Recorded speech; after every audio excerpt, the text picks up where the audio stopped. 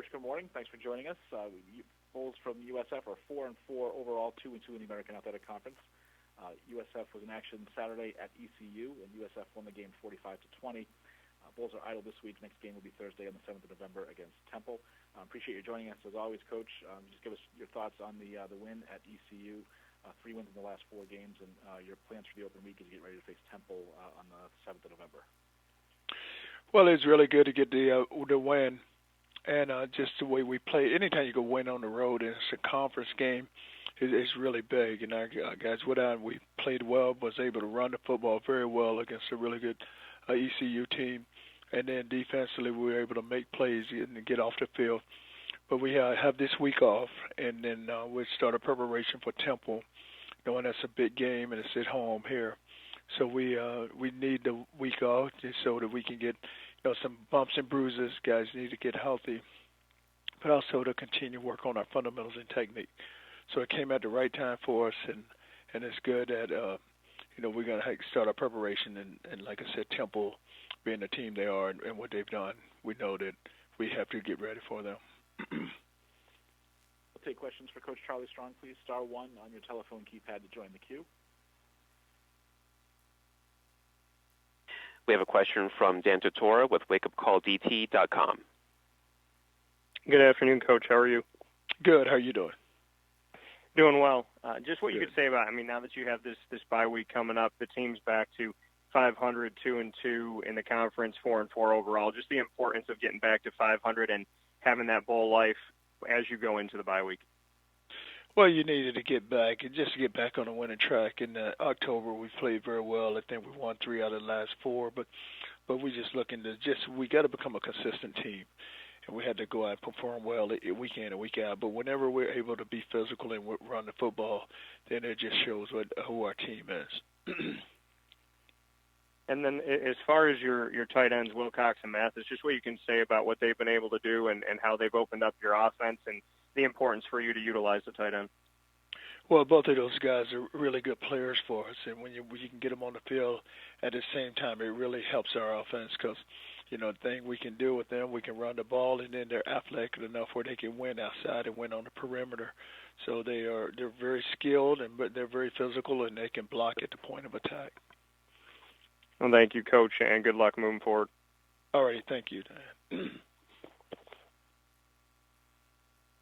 Next, we'll hear from Ronnie Woodward with the Greenville Daily Reflector. Hey, Coach, when you look back to Saturday, ECU didn't have a sack on defense and had one quarterback hurry.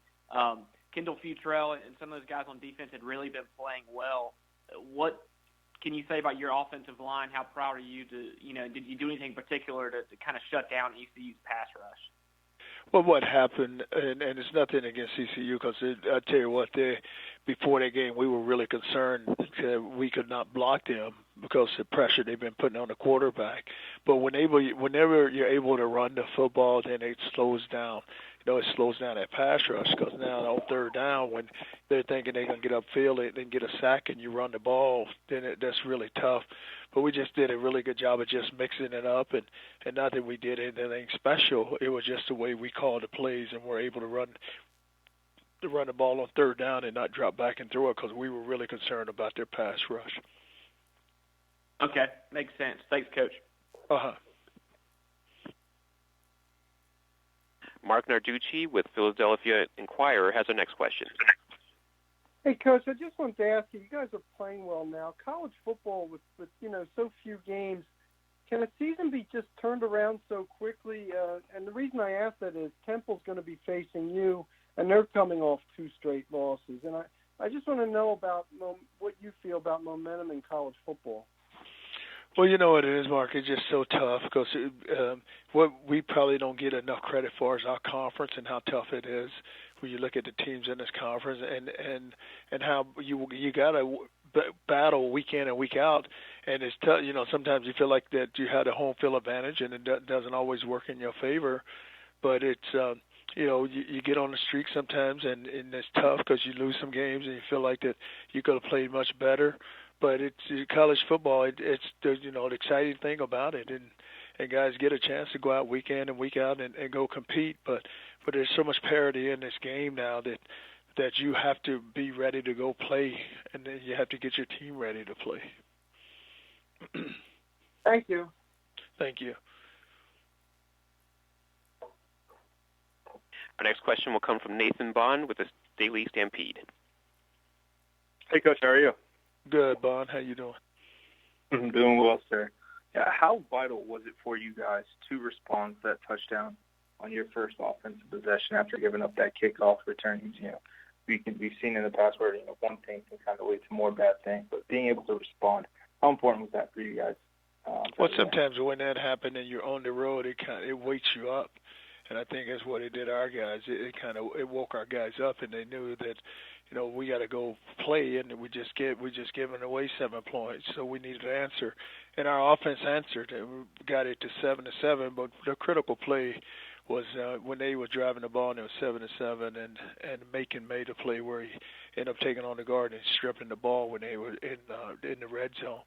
So that play there was probably the one that turned everything around. But it's just to see our guys respond after giving up the kickoff, and they're going back out and just go and compete and not panicking, but just knowing, hey, guys, we got to go answer, and our offense answered.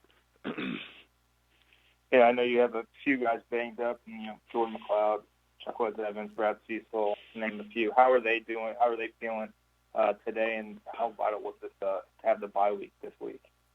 Well, they are. We're not going today, so they'll get back and they'll be able to get to practice in this week and just get nursed back up and get back.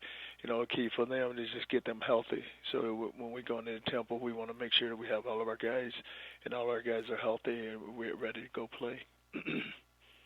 Johnny Ford's been missing the last month or so.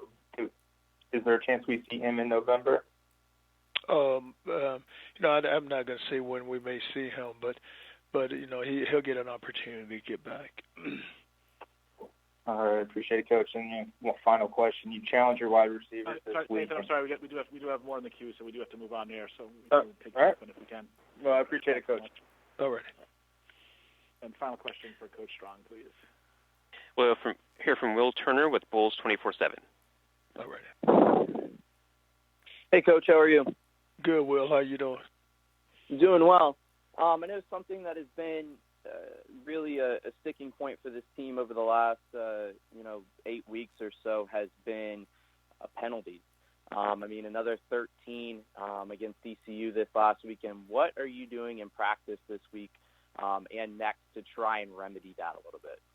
Well, you just got to make sure you guys are disciplined, Will, and we can't have that many penalties because at some point it's going to hurt you, and you can't allow it to hurt you because the thing we can't give away yardage. We're not good enough to give away yardage, and right now that is a big sticking point for us, and we got to get it solved.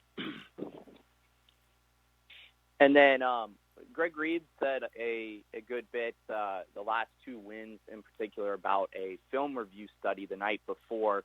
And it seems like there's a lot of small rituals, so to speak, that the team does to kind of bring them together.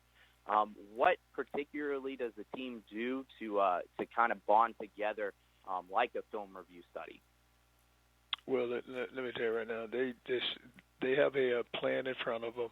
They just got to execute that plan, and whenever they get together, that's they call it those meetings, but it's nothing special that they're doing. It's what needs to be done in order for them to go out and play well, and that's what they've been doing.